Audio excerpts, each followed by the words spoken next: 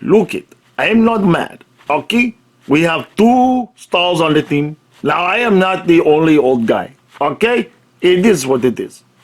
Better! Hey, kid, don't walk away. Last time you forget the whipped cream on my mocha latte. Do better. You ready? Here we go. It did it! I don't believe it! Let's go Panthers! Let's go Panthers! Let's go Panthers! Let's go! Go! Puck drop. And 3, 2, 1. Let's go Panthers! Let's go Panthers! Let's go Panthers! Let's go! Go! Alright, so Panthers Flyers looking for a big 2 points tonight. Have to make up for whatever that was in the last game.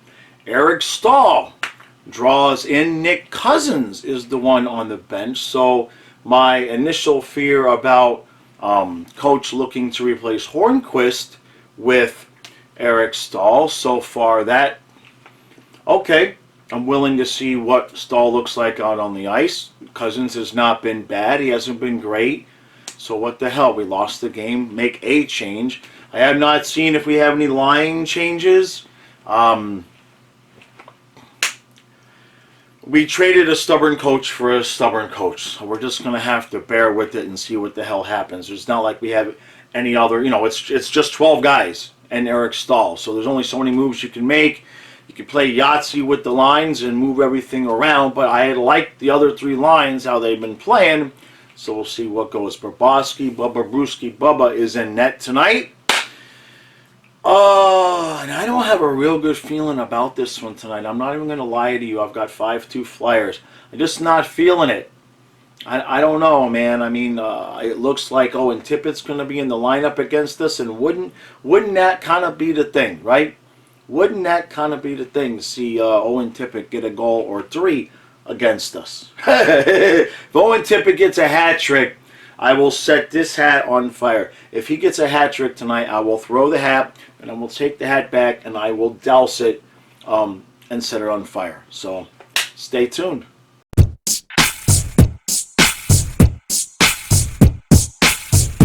All right, so it's 2-2 after 1.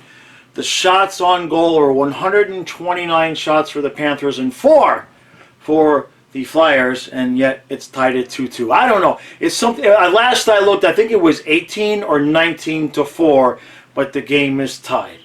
The first goal, the forwards are not getting back fast enough to cover.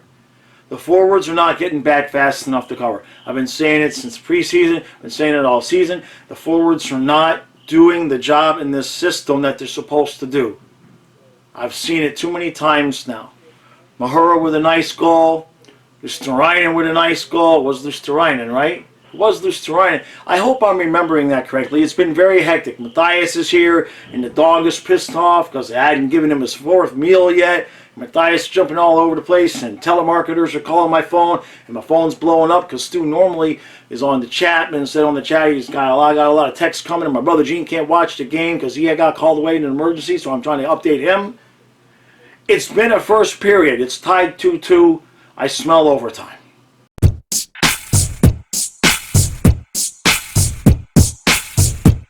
4-2. 4-2 Philadelphia after 2. Now, on one hand, I predicted we were going to lose 5-2, and I predicted that we were going to start the season slow. So I'm not going to completely melt down.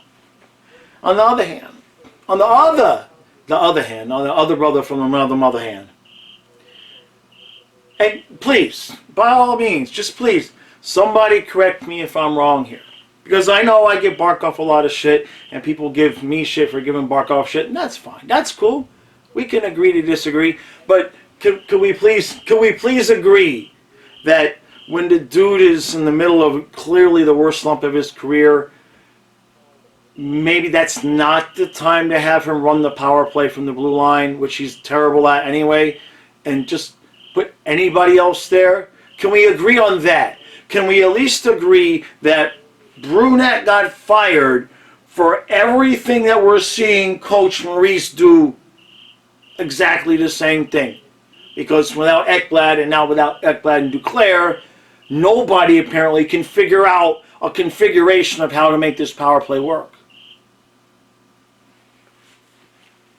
So Bob makes a hell of a save. We allow a goal. It's 3-2. I'm standing there doing the curls. I hadn't even finished the curl section. I do curls, pushbacks, presses. I don't think I had finished I might have been doing the pushbacks. Bob makes a hell of a save with his toe, and I go, oh, yeah. And by the time my head is back down, the puck's in the back of the net, and it's 4-2. Like I said it would be 5-2 Flyers. I didn't have a good feeling about this game, and that's looking accurate. I said the team was going to start slow because chemistry was going to be bad. It was going to take a long time to get used to things, and we would be better every month. That's not looking inaccurate, so I'm not going to freak out. I'm not going to panic. But I'm a little bit concerned about how this is happening. Because, wow, the chemistry is bad, and every pass is off. And, I mean, we saw it the other night, and we're seeing it again tonight, where the pass is just intercepted and broken up and intercepted because we're telegraphing the passes, and they're all bad. I'm a little bit queasy about our coach right now. Now, to give him credit, we did get a power play here to end the second period, and with 15 seconds left, he put the second unit out there first. I'm not real confident that that's a real change. So let's just finish this game. I don't think we'll be coming back against this team in their building tonight. And then we're going to have a discussion. I'm just curious because I know people give me shit for giving Barkov shit. How many games? You guys tell me how many games until it's okay to bitch about Barkov.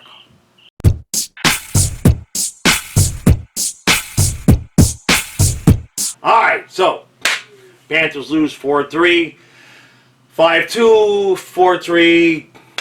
We lost and it was a total of 7 goals for pretty much what I said.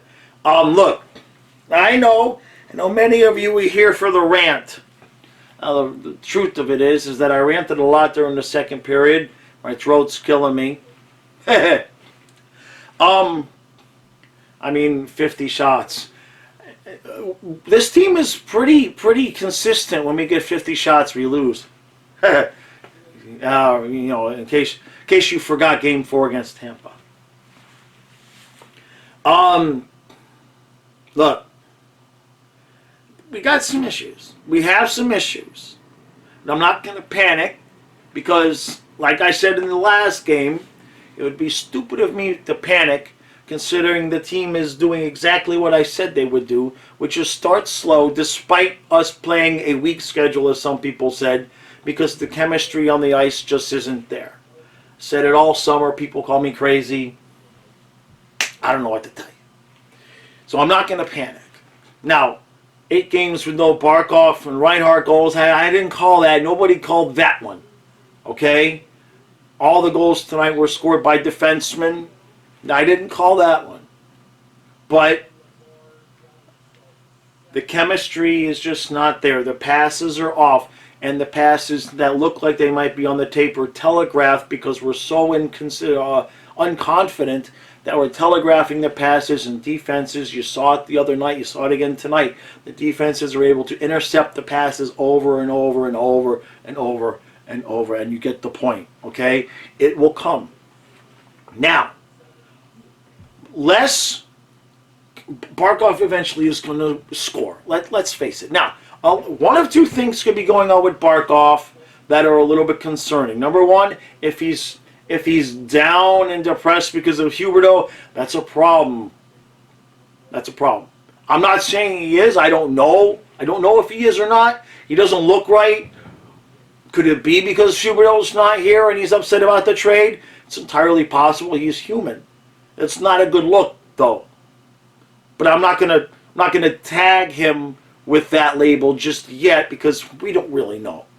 Now, True, who watches the channel, big fan of the channel, he brought up something to my attention I didn't think about. But as an athlete myself, and any of you who have been athletes, consider this possibility. Barkov clearly bulked up over the summer, right? He clearly jacked up. If you've been an athlete before, you know sometimes you either lose weight, gain weight, thinking you're going to improve your skill, and it actually has a negative effect on you. He doesn't look right. His timing doesn't look right. His shot doesn't look right. He's either missing because he's shooting too hard or shooting it right into the belly of the goalie, and it's not that hard of a shot. Something's not right. So one of those two options is a possibility. Third option is he's just completely snake bitten. That doesn't ring true to me. Now Reinhardt last year had the best hand-eye coordinator. Reinhardt last year had the best hand-eye coordination of a hockey player I've seen in a long time. This year, he couldn't put the lid back on a mayonnaise jar right now without help. Okay? You could even give him one of those little squeegee things that you put on your hand, the plastic thing, to help take the jar off. I don't think he could do it right now on his own. So my concern is this. Barkov eventually is going to score. He didn't just suddenly turn into ass because Huberdeau got traded. Reinhardt, again, eventually is going to figure his game out. But my concern is that Paul Maurice, hear me out here, okay? I watched Jimmy Johnson come in after Don Shula and take over the Dolphins and ruin the rest of Marino's career because he freaking insisted that we were going to run the ball, damn it, because he wasn't going to just lean on Marino because that's how Shula did it. And not only did Johnson insist on winning, but he was going to win his way. And what I'm seeing with Maurice is the inability to recognize and have any coherent thought about maybe I should put Reinhardt with Lundell, who tore it up as a third line last year. Lundell was out there killing it. So it appears to me like Maurice is saying that's how they did it last year, so I'm definitely not going to do that this year. And that's a problem. That's what I see. That's what I see out there going on. I see a coach with experience that booted the coach with less experience, and the coach with the experience has got an ego, and I think it's affecting us right now. And maybe he'll figure it out by the end of the season, which is kind of what I said. I said we'd get better every month because the chemistry would get better. Maybe it'll just take that long for Maurice to actually figure out who goes with who. Because as fans, we already knew Barkov and Reinhardt didn't go together. So when we saw that was going to be the deal, like, all right, kind of would have preferred him with Lundell. We are 8 games in now. Neither guy has a goal, and he still won't make the move. And I grasped that Colin White is playing well next to Lundell. Then put Colin White up top with Barkov. He's earned some top 6 time. And put Reinhardt with Lundell, and let's freaking go. That's my concern right now.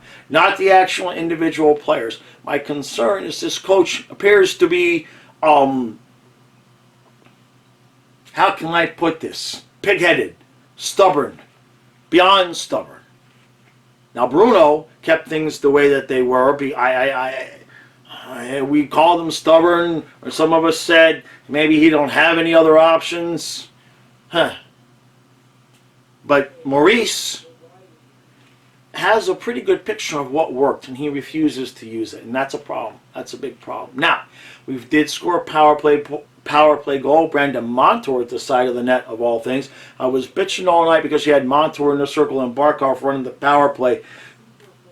If Montour is going to be there on the side of the net, that's fine. I got no problem with that. Just have Forsling run the damn power play. Have Lundell run the power play. He had Lundell out there in the circle, though. I just feel like Barkov should not be running the power play. Anybody else should be running the power play. He doesn't distribute the puck fast enough. But we did finally get a power play goal, so now it's 3 for 36. I believe that's the thing, and we might have missed another one towards the end of the game. I think we did. I think it's 3 for 37 now. So we're now 4-3-1, which is basically 500. Yeah, I'm not surprised. I'm not surprised. I don't know. And I'm not saying that to be a dick. I know a lot of people come here and expect me to be ranting. Game 50, if we're 500, there will be a rant. Trust me. But right now, this is exactly what I said was going to happen. So I can't freak out about that. You know what I mean? I'm not happy, right? The first couple of games, we looked like we were going to kick ass and we were good to go. But we were outworking everybody. Okay, we came out way harder and faster than anybody else was coming out. Now things have kind of evened out. Teams have caught on to how we're playing, and they're taking advantage of the lack of chemistry that we have. And it's gonna be a work in progress, and it might be slowed up a little bit. That work in progress that would be progressing a little bit better is slowed up by the fact that Coach Maurice is clearly more stubborn than a banana peel that got baked on too long. Yeah. All right. That's all my voice has for tonight. I appreciate everybody that's been coming out to the streams. We're switching now to the football game. So I'm going to finish this, upload the recap, say goodnight to Matthias, come down and try to finish the second half of the football game with Kyle. For whatever reason tonight, my voice has just decided, my throat has just decided to start burning on fire. I'm not concerned. I'm sure I'll wake up. I'll be fine. I don't feel sick. Just for whatever. Maybe all the talking with Matthias. I don't know. Panthers lose 4-3. It is what it is. I ain't worried. I'm just not going to worry about this. Not now. Not now. Not yet. Not yet. Not yet. But Maurice, you need to get your act together.